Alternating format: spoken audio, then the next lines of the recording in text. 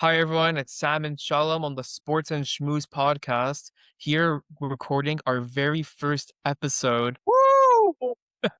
Alongside a lifelong friend of mine, we'll be discussing all sports, current events, and everything in between. Life gets pretty busy. Our phones are ringing all day with notifications, pulling us at 100 directions, most of them just adding to the stress. Immune Alert is an iPhone app that's different. You pick how many messages you want each day and the topics that speak to you. Tanakh, Divrei Gedolim, Hasidus, Emuna, Shidduchim, and more. And throughout the day, it sends you short messages of Torah and Emuna that somehow always land right when you need them most. You could be in the middle of something and a message comes through that's exactly what you needed to hear, turning a glance at your phone into a moment of connection to Hashem. Download Emuna Alert on the App Store today. We'd like to thank Emuna Alert for supporting our launch and helping us bring the Sports Schmooze podcast to listeners. Woo! Thank you very, very much. I could say firsthand, I use the Amun Alert app. It helps me every single day. I've heard no bad comments. I've suggested it to all my family members and friends, and I constantly hear amazing things and how inspiring it can be on a regular basis. Indeed, indeed. We started off this podcast on very positive notes, but I think we do have some negative news we need to get into, I unfortunately. think so too. Let's dive into it, Sam. We're gonna start with the NBA here, and for obvious reasons, everyone would think you would start talking about the New York Knicks, the recent championship clinching game against the young San Antonio Spurs. But I gotta go into something that gets me pretty upset here. My favorite player, James Harden. Now, James Harden recently has been arrested as per the New York Post for gun possession, recently released. James Harden, point guard of the Cleveland Cavaliers, was arrested on Saturday morning, taken into custody in the Houston Police Department at 3:41 in the morning, and charged with a misdemeanor charge for unlawful carrying weapons. He will be appearing in court on June 22nd for his arraignment. James Harden accused of, and I quote, unlawfully, intentionally, and knowingly having a handgun in his vehicle where the handgun was in plain view and was not carried in a holster. Sources say that Harden was out at a Houston hookah lounger with a group of friends before the arrest. I guess people really aren't lying when they say shooters shoot, Shalom. I don't know about that. The one thing that I will say is that basketball is your forte. So I do want to give the floor to you, what your comments are on this situation. But I will say that it's just unfortunate to hear things like this, right? We've seen in the past the gambling issues with Terry Rozier and John Morant. Amarant's with the gun. Right? Like all these allegations, whatever they are, whether they're true or not, it's just news that you don't want to hear. Sports is meant to be uplifting. It's meant to be entertaining. And there's just no room for this, in my opinion, in the sports arena, in the sports industry. So I want to hear your thoughts, as your favorite player, even though I have differing opinions than you. What's your take on this? It gets me upset. It really gets me upset, and I'll tell you why. I was gonna dedicate a segment of this episode to my favorite thick lefty, James Harden. Representing the thick lefties. I don't think it's worth our time, Sam. I don't know if it's worth our time, but you know what? I'm upset because I had hope for James Harden. I was excited about the Cleveland Cavaliers trade. I thought it was an upgrade. I really thought it was an upgrade from the current structure with Darius Garland. I had the Cavs beating the Knicks in 7, believe it or not. How Really? off that one I was. Wow. Wrong indeed. I did think he was clicking really well with Donovan Mitchell, and I did think that he was going to surpass the pressures that he did not succumb to over previous decades. So I don't know what to think with him anymore because every year I have new hope for James Harden, and I was very kind to him. I really try not to blame him. People blamed him for past losses, for playoff failures, and I tried to shed light on the fact that when he was on the Brooklyn Nets, Kyrie wouldn't play for various personal and health reasons. KD was injured as well. The trio only played 16 games together. He goes to Philly. Joel Embiid injured for most of the time. He has to do it himself when that wasn't the plan. When he's on Houston, You're coming to the dark side where James Harden is kind of overrated in my opinion. and I used to hate when people said that because I remember that 2018 season, that historic season. And again, I didn't put the blame on him. Playing Golden State, a super team, Chris Paul getting injured in game 6. What more could you ask from the guy? But then he finally is given an opportunity where there's nothing wrong. He doesn't need to be the number one guy anymore. Donovan Mitchell takes the reins. And you know what? he has a bad series versus the Knicks. Jalen Brunson torches him in the third and fourth quarter for that 22-point comeback. As we've seen them making comebacks with the Spurs, it seems to become the new identity of that team. Right. But on a different note, then he gets into this sort of trouble, and regardless of what the result is, regardless if he gets let off or not. I think it just shows his lack of seriousness. And I want to make one more point on this, and then we can Sure. move on. A lot of people talk about James Harden's game seven failures. They talk about his quote unquote laziness, his nonchalant demeanor.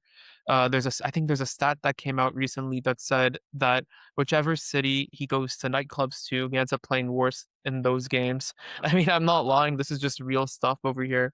And I can't help but think that I don't think it's nonchalant and laziness. I think this is his response to pressure. I think that when the pressure is on, he freezes, and I think that he becomes unable to perform, and and that is why he ultimately becomes lazy.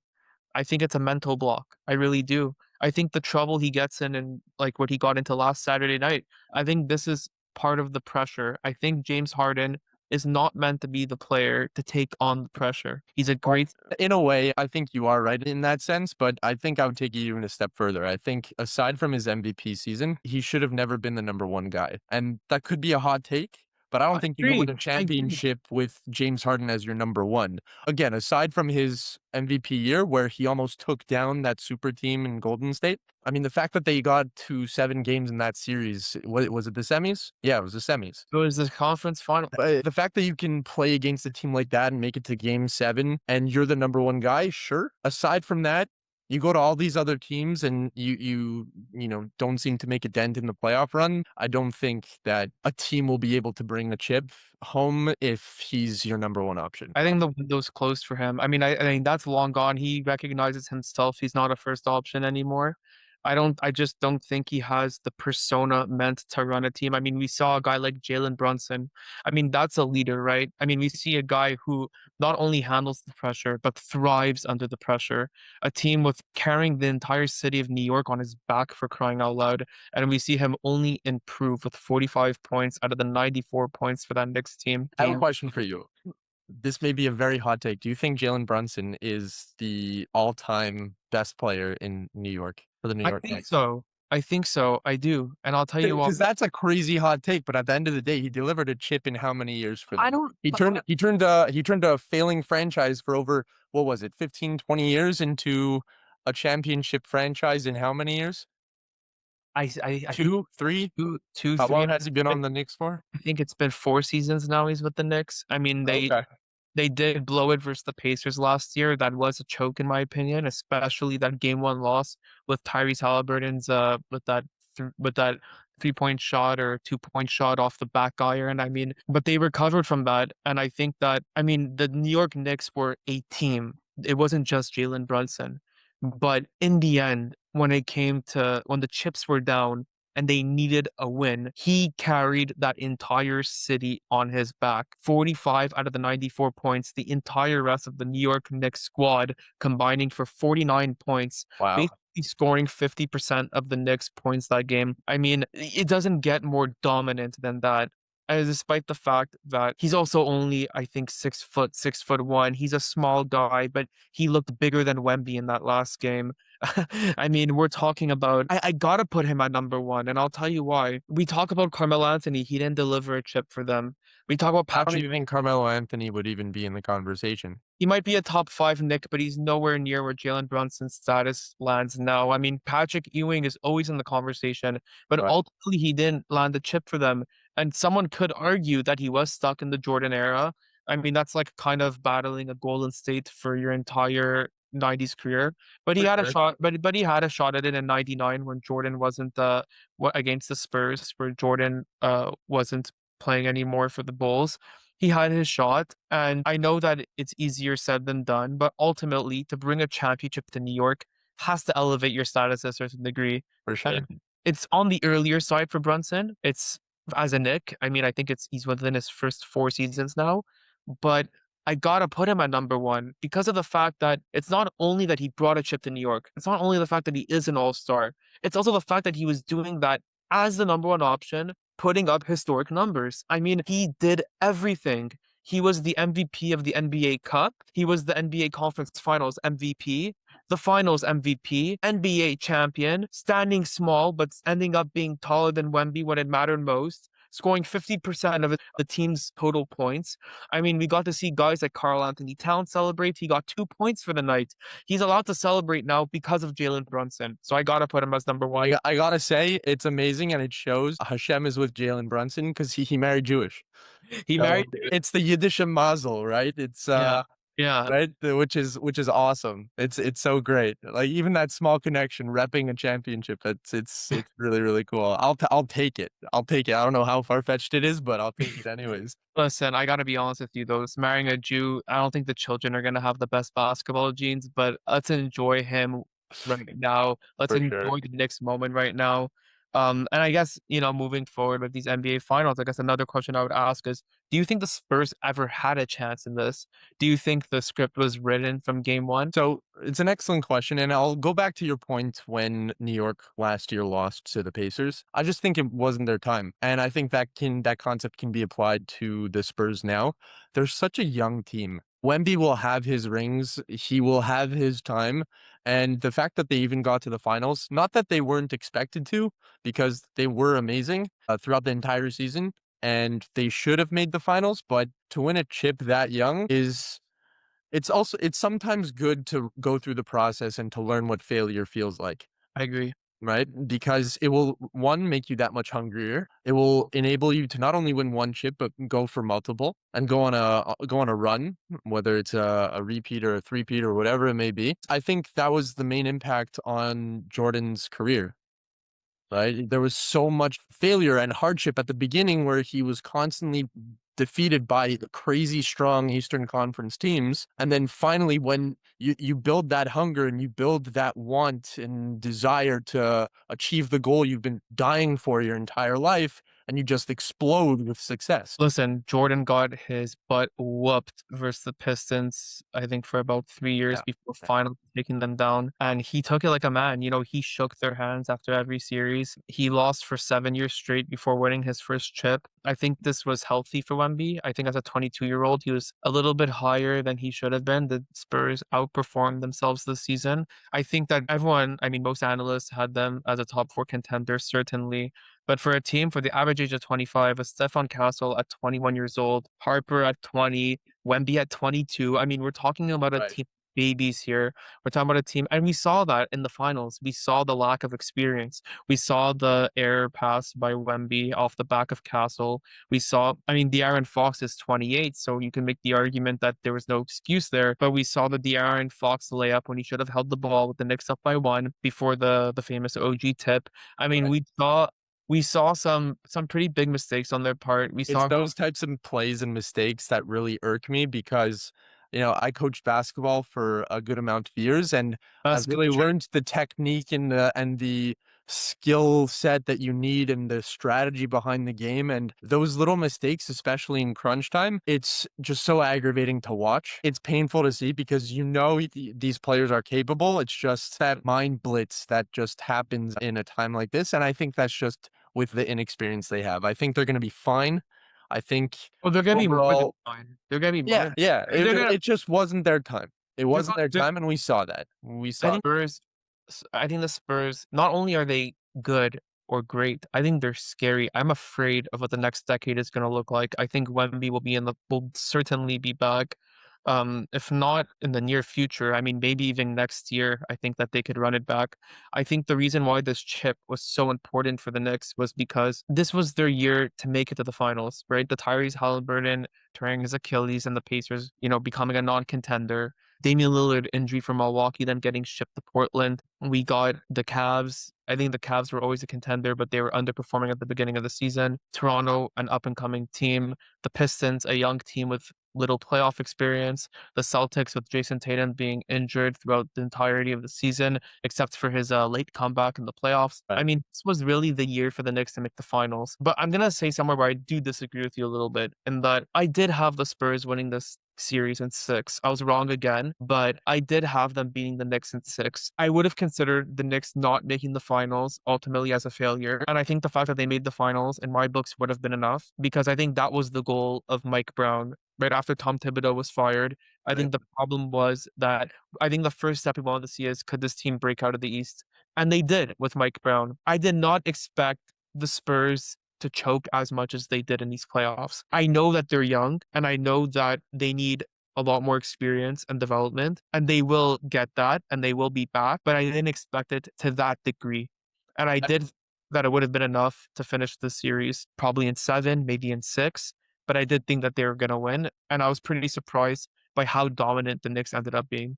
I feel like there are a lot of comparisons between the NBA finals and the NHL finals, which we'll get to in a second. But Sure. to argue your point, to finish off this segment, I think the Spurs were a phenomenal team throughout the entire season. Beating a team like the Thunder was a testament to how good and how much potential they had winning the championship. Despite losing to the Knicks, I think the toughest team to beat was the Thunder this year. Correct me if I'm wrong. I mean, I think that when the Spurs beat the Thunder, they acted as if they had won the championship. I don't know if you saw Wemby's Yeah, reaction. I saw I think that. I think they were I too saw that. hungry. I think it took the life out of them. I don't even think they had any gas left in the tank by the time they reached New York. Yeah. The point I was trying to make is that they may have been a favorite to some. However, I do think that as a structured team, New York completely dominated them in that sense. The structure of the team, and I'll get to that, the way Carolina Hurricanes was structured and how they demolished the entire playoffs. I feel like the Knicks were the exact same way. A top point guard, a top center, and key role players like OG Anunoby and all these guys who just bought into the system. That's what I want to emphasize. I think they all bought him to the system. The coach of the Knicks tell OG Anunoby that he had to improve on offensive rebounds, and that was the winning play of Game 6. So I think when you have a team that is well structured and buys into the system, buys into what they're trying to do, not that the Spurs weren't, I just think that overall, New York had a bit more experience. They knew what it would take to, get over the hump. I mean, I agree with the experience. I was surprised though. I thought the skill and I guess the way the Spurs played together before reaching New York, I thought was going to be enough to have them take it away. But Right. I do agree with you that the Knicks certainly showed their experience showed in those NBA finals. Right. I would like to add one more thing Sure. before we move on to hockey, right? And I think that it's starting to gain some attention now.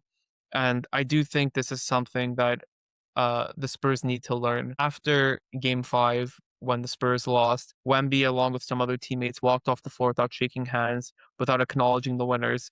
Um, I think that was a testament to their immaturity and lack of experience. I think that sort of immature behavior, I don't know if you agree or disagree. I know some people think that sports is emotional and maybe rivalry era, bad blood is healthy for the league. I wanted to hear his take on this. Okay. Uh, but before we will move on to hockey soon, when Jordan lost for those Pistons year in and year out, before ultimately winning over them and finally having the torch passed to him as the reigning team of the East, he shook hands and he faced his opponents every single year. It was actually the Pistons that didn't shake his hand when he finally got through to them in 91. And I think that with Wemby not shaking hands and just walking off the floor the way he did. Some people like it. Some people think it's bad blood. It's Right.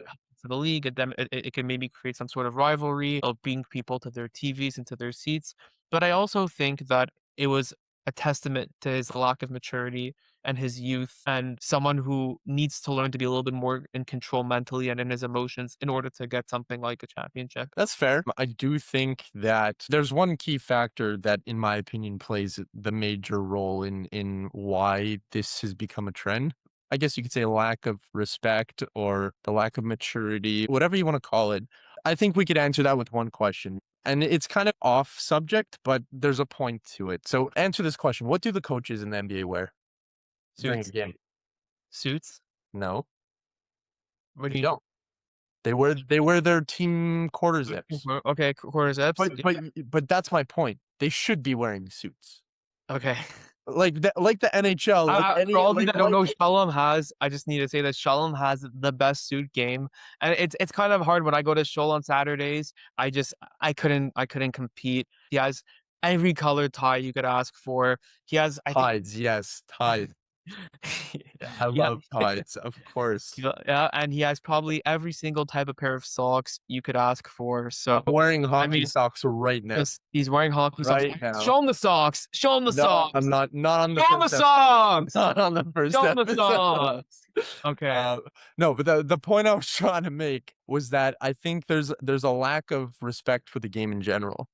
Right? I may go on a rant, so you're gonna have to stop me. But Right. when the NHL announced that players no longer need to show up in suits, that really bugged me because it shows that the game is going into a direction that I don't really like in the sense that these players are gonna lose respect for the game. And it may not be the entire reason for why young players like Wembanyama that come into the league and either forget, are too emotional, our minds are on another subject, they're in their feelings, whatever it may be. There's a lack of respect and a lack of control to understand what the proper etiquette is, right? When you take that etiquette away in one part of the game, you take away etiquette in every single way, in every single aspect of the game. So I think we're definitely going to see that in the NHL soon. One of the best things that I love about NHL playoffs is that after the game, after a series is over, you have these guys who fought like warriors against each other, shake each other's hands and say congratulations. Except for the Daily. Formally, it's not a group where you go to different players. It's formal lineup and you show respect for each opponent that you face. Except for the Dale Weiss moment, which we all remember. Sure. Because, okay, Yeah. when Montreal plays against Boston, respect goes out the window. Okay? Definitely. Yeah.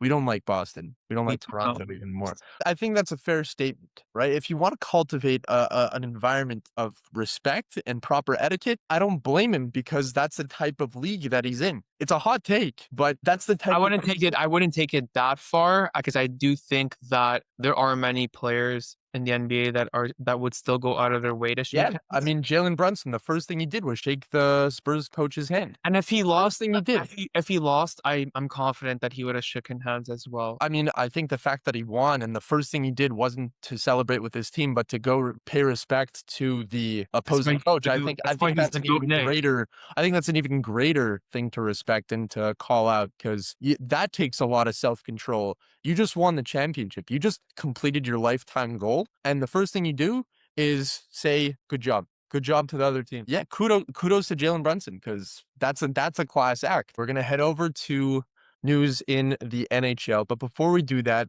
we're going to have a little message from our sponsors. Life gets pretty busy. Our phones are ringing all day with notifications pulling us in 100 directions, most of them just adding to the stress. Immune Alert is an iPhone app that's different. You pick how many messages you want each day and the topics that speak to you. Tanakh, Divrei Gedolim, Hasidus, Emuna, Shidduchim, and more. And throughout the day, it sends you short messages of Torah and Emuna that somehow always land right when you need them most. You could be in the middle of something and a message would come through. That's exactly what you need to hear, turning a glance at your phone into a moment of connection to Hashem. Download Emuna Alert on the App Store today. We'd like to thank Emuna Alert once again for supporting our launch episode and helping us bring the Sports Schmooze podcast to listeners everywhere. Thank you again. Well, thank you for that. Moon Alert is definitely something that I use on a daily basis that I feel like helps me tremendously. Before going into the NHL Stanley Cup Finals, the Canes recently winning, I do think as Habs fans, we do need to go through a little bit of a reflection of the horror that we witnessed versus the Canes.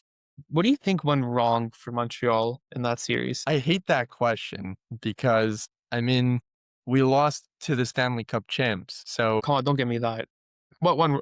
You're it not, makes it better. It makes it better. it makes it a little bit better. It Fine. does. But okay, if in all seriousness, I do think there were some things that obviously went wrong. I will first and foremost stop anyone in their tracks in saying that Montreal had trouble shooting the puck. What it says on paper, sure.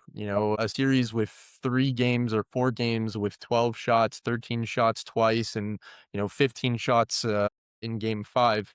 I mean, they made it. They destroyed game 1. They blew Carolina out of the water with a 6-2 victory. They took 2 games, games 2 and 3, to overtime. I mean, up until the end of game 3, when Noah Dobson's goal was called back for an offside caused by Caulfield. I think that, that really blew the momentum out of Montreal. But for the first 3 games, sure, you want to look at the shots, and that's the biggest critique most people are saying. If you look at shots instead of how many got to the net, Carolina is a force that, again, like I said before with New York, bought into their system. The amount of block shots they had, I think, broke a record for most amount of shots blocked in an entire NHL series. So it's not that Montreal wasn't shooting, they just weren't getting to the net. And I think that's the main thing. We couldn't break their D down. We I mean, it couldn't was break. like a wall. I mean, I just want to chime in and say that it felt like every time we were reaching their blue line, we hit an actual wall. Yeah, And to be honest, I don't really know, like that made me lose a bit of hope as a fan because, right, we beat Tampa Bay, we beat Buffalo, and we showed signs of hope. We showed signs of a promise, but when we read, I felt like we just weren't at that level, the level that the Canes are at, the level that the Vegas Golden Knights are at, right? The level that the Avalanche are even at. I feel like we need to step up. I don't know exactly what it is we need, but we need something to well, change. I mean, what I can surely tell you is that I think we just need a little bit of patience. I mean, you look at the last 5 years since we made the finals last, we've completely changed. This rebuild is so promising.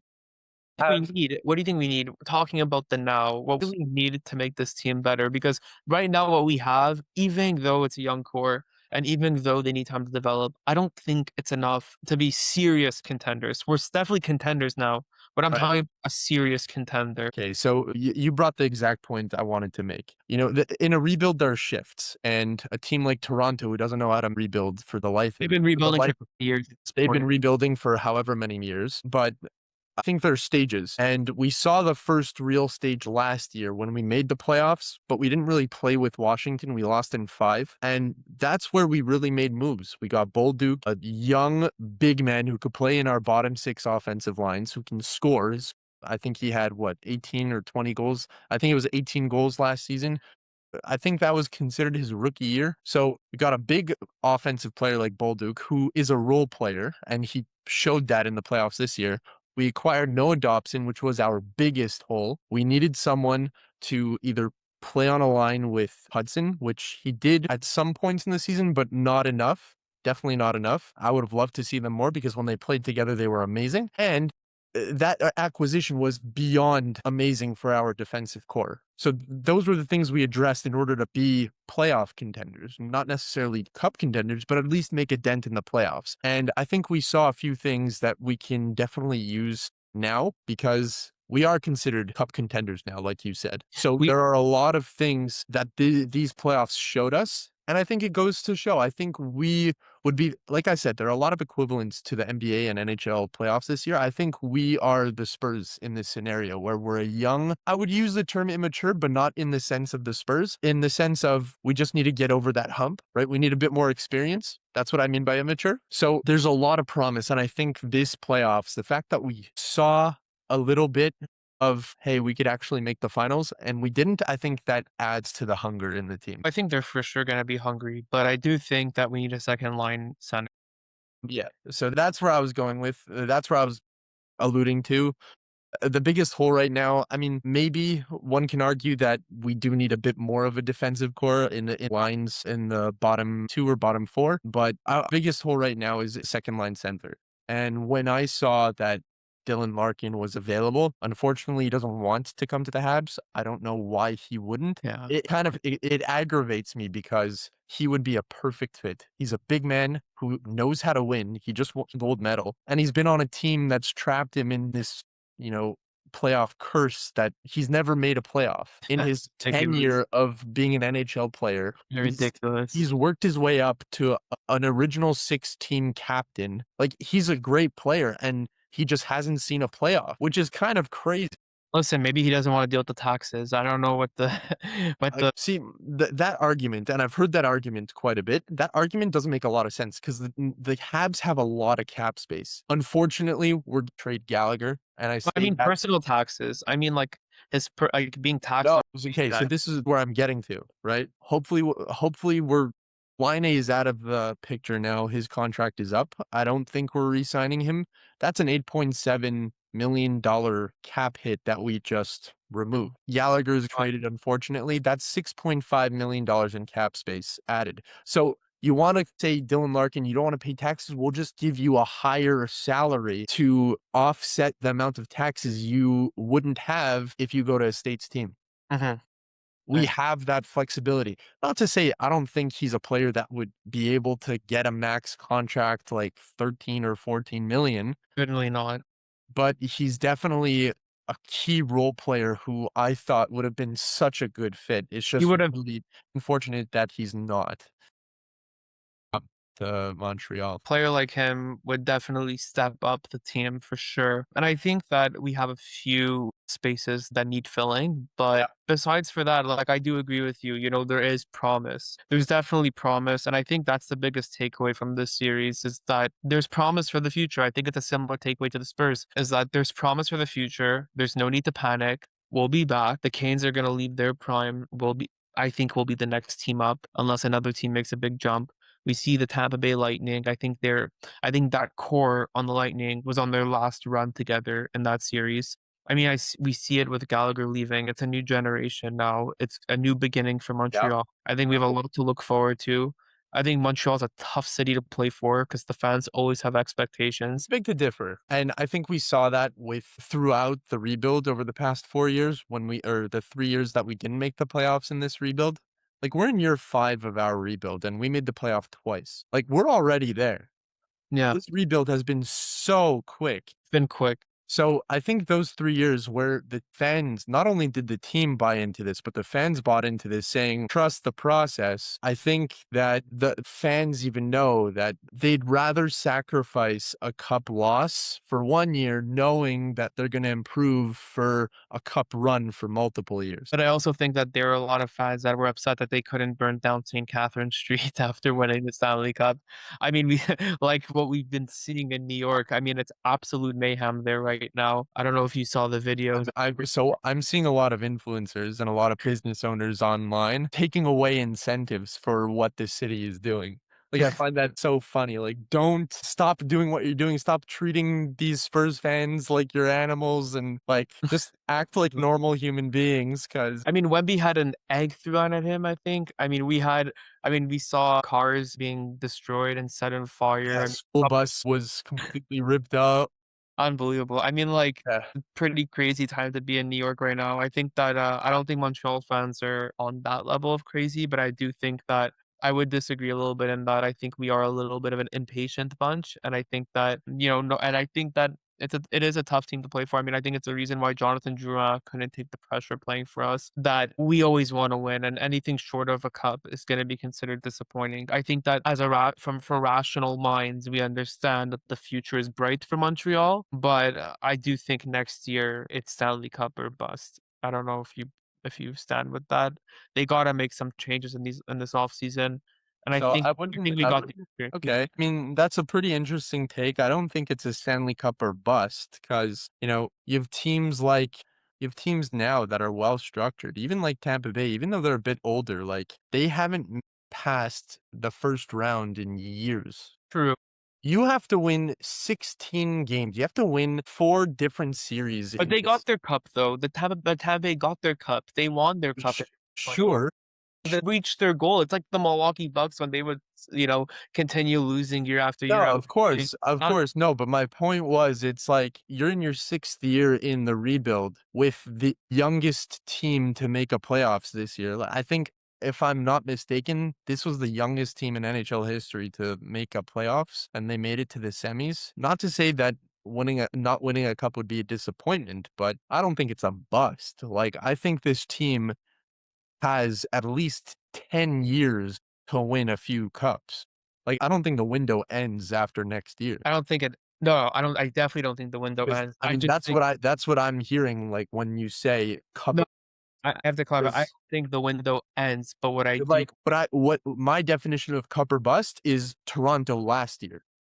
Mhm. Or like, we either win this or Marner is out. Austin Matthews is contemplating why he's still playing in Toronto. And I think they'll trade him soon, honestly. I don't think Yeah, but I mean, I don't know. I don't know about that, but I have no idea how that management has has Who knows stayed on what's gonna board. I mean, it's crazy what the turnover on management is there over the past few years. Brendan Shanahan gone, and now Triliving is gone, and all these guys are just constantly. It's like a rotating door. But no, but I gotta stop ripping on the Toronto Maple Leafs. You get me going. I'm like, No, it's keep nonstop ripping on the keep Maple keep Leafs. on keep on going. It's the only thing that's gonna keep going after the Habs But lose. that's what I mean by a cup or bust, where it's like we either win this or we're blowing up the entire team. We're restructuring it completely from scratch, from the bottom. So I think that's a really intense take where it's like cup or bust next year. No, I think that the nuance I'd provide is even if we lose next year, I think for the years to come, we'll still be all right and we'll still be able to compete. But I think we're gonna reach the point next year, or maybe the year after, where if we don't start winning, fans are gonna start asking questions. Is this the right core? Is this enough? Because we're starting right. The Carolina Hurricanes made it to the conference finals, I think twice or three times before finally breaking through. But more. Well, that's what I'm saying. So, they'll get it. I'll give them a few more tries, but I think within the next 3 years, I mean, I think there's a point where we'll see where this team goes. I think the future is very bright in Montreal, but I think that, the window will start getting tighter. So this is the peak right now. We're gonna reach the peak soon, and I think, yeah, I agree. you'll And I think that peak will stay for a pretty long time. I agree. And moving on to the Stanley Cup Finals now. I mean, we were just talking about the Canes, right? I did want to get into something I found interesting before analyzing that series as a whole. We all know the recent scandals with Carter Hart. He was ultimate right with that whole incident with the other hockey players and that girl, and we know that he was ultimately acquitted. We did hear fans cheering "No means no" throughout the games. I don't know what to think. I mean, I thought that was I thought I mean, I think it's appropriate. I think that I heard someone say this and I kind of agree a little bit. They said something along the lines of, people deserve forgiveness, people deserve a chance to move on, but it's a little too soon. I mean, this was a pretty recent Yeah, scandal. of So course. I want to know what you thought about that. For sure. I'll start with this. He was acquitted and, he's found not guilty. And I think that, that deserves, okay, let's move on from this. One, I think this is a tactic from the fans to, get into his head and ultimately it worked, right? But not go against Carter Hart in this sense, but to say like you shouldn't even put yourself in a situation where you would even be blamed for something like that in the first place. I mean, I think that's what I want to get at is that Right? You're an NHL goalie who can influence the next generation. You have tons of kids wearing your name on their back and who are idolizing you as the be all end all goalie in Vegas. You were a good acquisition. It was a smart move because he's a class goalie. He could play well and he led them to a final. But with that said, you should never put yourself in a situation like that where anyone could even think, right? He was acquitted and, he's moved on. And I think most people have moved on from a personal level and taking it a step further, being that, idol or that influence, even more so. Just think bigger than yourself. Don't even entertain that, right? A kid is looking at you and he's saying, wow, this person is accused for this. How is this even possible? So that's my take. But from hockey playing perspective, he played great in the finals. I don't think the loss what was fault certainly at he was all. not to blame for it. I don't think. He played well. The stats may not show it to a certain extent, but he played very well throughout the entire playoffs, including the finals. Beating a team like Colorado in four straight, that I don't think anyone was expecting that. Even look, that's the thing I'm gonna say about Carter Hart. Yeah, but first of all, I mean, he did beat the Avalanche. They had a few injuries. I mean, that's a little bit of an asterisk. But besides for that, I mean, you still got to give him props. He did Right. sweep a team that was expected to beat them and make it to the Stanley Cup. But one thing I would say is that unfortunately, this will tarnish his image forever. And he put himself in a position that was absolutely unacceptable. And he knows that just from a professional standpoint, even though he was ultimately acquitted, I mean, he's very lucky to have gotten a second chance with the Vegas Golden Knights. Yeah, 100%. And I don't think there's anything he could do about what happened now. It's an unfortunate situation. It's pretty disgusting, in my opinion. But I do think that what the fans did ultimately was expected, and it's gonna happen for a few more years. I mean, it will calm down eventually, but I think right now it's just something that he's gonna have to accept. Another player I want to focus on happens to be on the Vegas Golden Knights as well as Mitch Marner. I think as Habs fans, we had our fair share of making fun of and taking shots at Mitch Marner. We all remember his playoff hiccups in 2021, Yep, yep, stupid for sure. comeback. I mean, I think we all thought that the problem was him, the problem was Matthews, the problem was that their main offensive line was choking when it mattered most. But then we see him playing for Vegas, and we're seeing a guy who is a potential Conn Smythe winner. Did he win the Conn Smythe? He did not, He and did not. I'll get to that. No, Jordan Stahl won. Jordan Stahl won the Conn Smythe, but he was a Conn Smythe contender, certainly. And he was fantastic in these playoffs. And it just makes you think that it has to just be that the Leafs are a cursed organization. I mean, I don't know what else to say, but it can't be that a guy is so Music to my ears. That's all I I wanna mean hear. I mean, we put so much blame on this guy. The amount of hate Mitch Marner has gotten in Toronto to then go to Vegas and show everyone what he's really made of. Still at a young age, by the way. So we can't blame youth for the hiccups in Yeah, Toronto. I yeah. mean, why do you think that turnaround, and especially such a swift one? Like why do you think that happened? It's a good question. I think for a number of reasons. I think, one, you could tell the team he was playing with in Toronto didn't buy into that system. And I'll continue emphasizing that point. You want to win a cup, you want to win a championship in any sport, you have to it's a team sport. Right? It's not like this is an individual performance that you can only rely on yourself. If every single person on this team buys into it, you're going to be successful. And I think that's what Vegas did that Toronto didn't, right?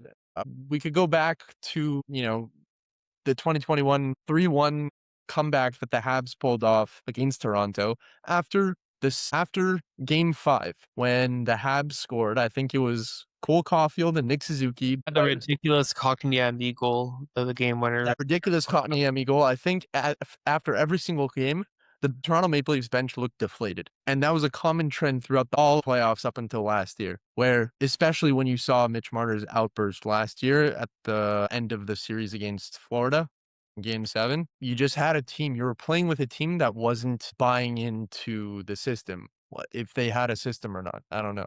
I don't even But know at this point. but again, I think you can compare. I mean, individually, I think you can compare players on the Toronto team in comparison to the Vegas team, like Eichel and Matthews, Mark Stone, Nylander. Not to say that they're identical players, but to say like the skill Similar level was somewhat similar, right? Like you have defensemen like Noah Hannafin, Shea Theodore, top defensemen who are, pretty well off into their careers, like good veterans. You have the same thing with, Riley and Ekman Larson and all these guys. These are veterans who know how to play in playoffs. What's the difference? I'll tell you, it's them buying into it.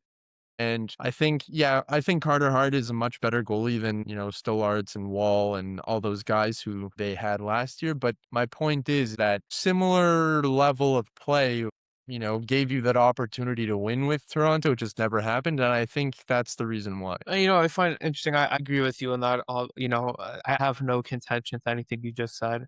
And I do see some of the similarities between Vegas and Toronto. But one thing I would like to say that I'm just not sure about, and it's more of something about Marner's vibes that he showed on the ice. I mean, how Yeah. free he looked on the ice, how He's having free fun. he looked with the puck. He's having I mean, fun. he was having fun and he was free out there.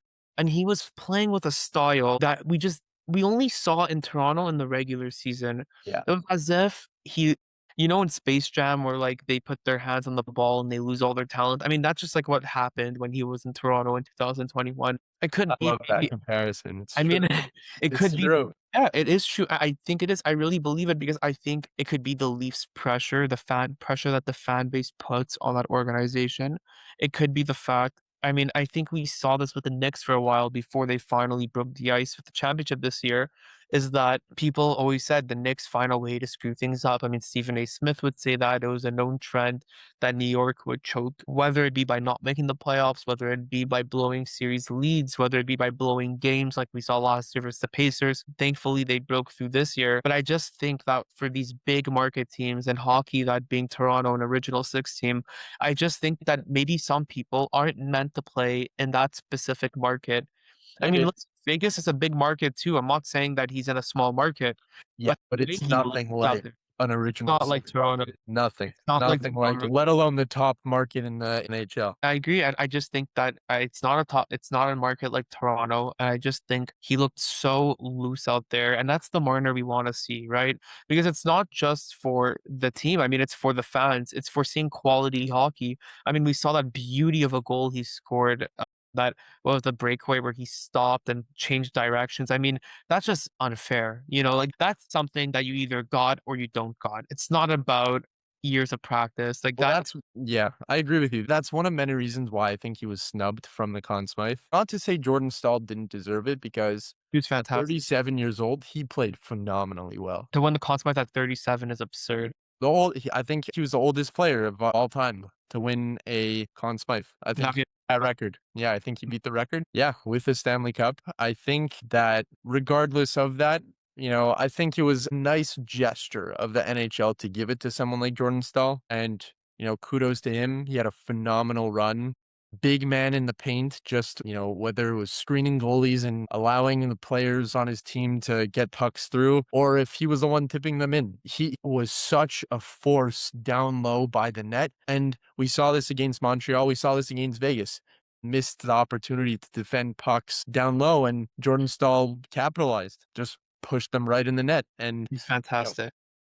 he played really well. However, I do think Marner was snubbed from the Conn Smythe Trophy. I agree. He really burst out of his shell, and he showed the world that he's one of the best players in the NHL. And we always knew he was a great player. Made Team Canada twice in the last 2 years in the Four Nations and the Olympics. And he's consistently led the Maple Leafs to playoffs. Hasn't gone far, but he's consistently led them. He's a 100-point player, really solid resume. But I think, with this run, despite losing, he's proven to the world that you give him a team, and not to say that, you give anyone a team, they'll be great, but he led a team by a mile. He led the team to this run, on this run, and he's done extremely well. So it's unfortunate he didn't win. I think it would have been a shot to the Leafs organization, to Leafs You are. fans. I was hoping he was going to win just because I thought he deserved it. I mean, I think it was a shot to them anyways,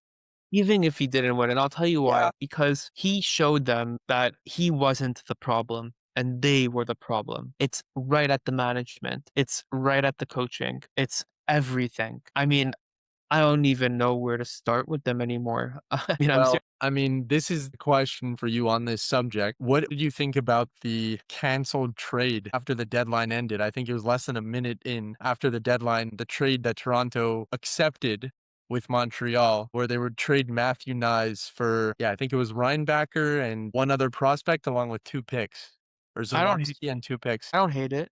I don't hate it. I mean, I loved that for Montreal, but it for goes to show Montreal. that it goes to show the Oh type no, of. I was talking about Montreal. Just Oh, like yeah, no, but what I'm I did not hate it. to your point, that would have been a brutal trade for Toronto. I think when it comes to Matthew specifically, I think that they know his time is up with that organization. Whether is it because of his underperformance? Is it because of them not being able to give him the pieces he needs? I mean, I don't think that's the case either. I mean, they had everything they needed to win. I think we could all agree on that. They had I mean, maybe they're missing goaltending. One could argue that they're missing Yeah, defense as well. yep, Offensively speaking, they had a powerhouse offensive big three in Nylander, Mitch Marner, and Matthews. They yeah, had an and Tavares as yeah, well. big He four. was a little bit on the older side, but he was still fantastic. He still has been fantastic. Yeah. But I just think that I think it would have been a lopsided trade with Montreal. I agree with you completely. I Well, do. I mean, yeah, a player who's proven himself. He's 23 years old, big forward. Matthew Nyes, that would have been honestly a second line winger who Montreal could have used to make a final. I think if we had Matthew Nyes, I think we may have gotten over that Carolina hump, just because he would have had that physicality along with grinding in the paint in front of the net, having that presence there. He's a big kid, the big boy. Matthew. And I think he would have been such a big help to push the puck deep into the offensive zone. Yeah, for sure. I mean, well, listen, it didn't happen in the end, but what did happen is that the Carolina Hurricanes have won the Stanley Cup. First time since 2006, correct me if I'm wrong. I think Uh, you're right. Yeah. And I think that this team, I mean, I can't help but be happy for them. I mean, we're talking about a team that it's been around 20 years. You know, they had their drought as well. I don't think they're the biggest hockey city, but they do have some passionate fans from what I've seen Yep, from them. they do. And you Um, know who I'm happy for the most? who? Seth Jarvis. I'll Why? tell you why. Why? He gets a taste of winning in the Four Nations on Team Canada, loses in one of the biggest games in hockey in the last decade in the gold medal game against the Americans. And he comes back, has that sense. He has a teammate, Jacob Slavin, who's won the gold medal. He's like, I want to win. I'm tired of being let down in the semis. I want to win. And as soon as he lifted that cup, I had goosebumps because he's a smaller And guy, one of the better players on that team who definitely contributed to that cup win. And, it's a good feeling when a player like that wins. Like if Montreal would have won, I would have had the same feeling for Gallagher, a grinder who puts work in, day out. And he's the type of player who deserved it. So yeah, well, Jarvis, definitely happy for him. That was definitely an emotional win for him. yeah, definitely. I agree with that as well. I mean, I'm also really happy for the Canes coach who was the captain of the Canes with Is that a legendary Kane. legendary Kane, now Yeah, legendary. full through for I mean, sure. I don't know if you give the guy a statue or I'm assuming his jersey's probably already hung up. Not, I think it is. I think it yeah. is, if I'm not Well, mistaken. Yeah. the amount he's given to this organization is incredible. Getting back to Gallagher, and I think this should be our last point before ending our first episode. It is sad to see how it ended. I mean, you could only dream of him winning a cup with Montreal. Yeah. He's been there for so long. I Yeah. remember I was about it might be 9, 10 years old when he joined the team. And I remember getting a Gallagher cheese shirt at the Bell Center. I remember watching one of his first games with the team and thinking, this small kid just fighting on the boards for everybody. Just he never lost that heart. You even saw versus Tampa Bay in this year as an old man, full of injuries in his mid-30s, playing with the same intensity he did before. It's sad to see him go to Vancouver. Obviously, wish him the best, but I think not even though he didn't win, I still think that he reached great heights with us, but I think that he may have had to have been the sacrificial lamb to get the team we have now that I think will really be cup contenders, but he'll Definitely. definitely be missed for sure. Absolutely. Absolutely. All right. Well done. I'm proud of us. Yeah, I mean, I think this was the first episode of Sports and Shoes with Shalom and Sam here after airing our first very episode. Hope we'll have many more together.